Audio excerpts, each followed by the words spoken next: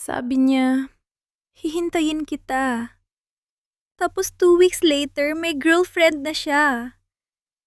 Before ako umalis papuntang province para sa family reunion, nag-usap kami. Sabi niya, huwag kang mag-alala, dito lang ako. I'll wait. Parang ang sweet, parang may seguridad. Nag-promise pa siya na every night mag-update siya. At nung una, ginawa niya naman. First week, consistent pa.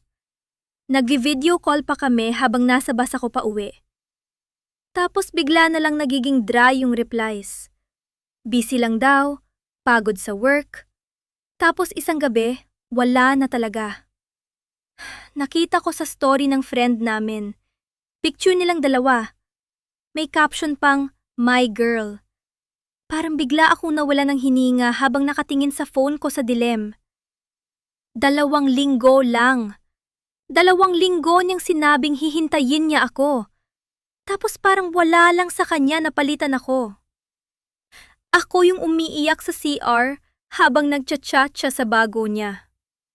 Ako yung nagdarasal na baka magbago pa siya isip. Pero siya, nakangiti na sa iba.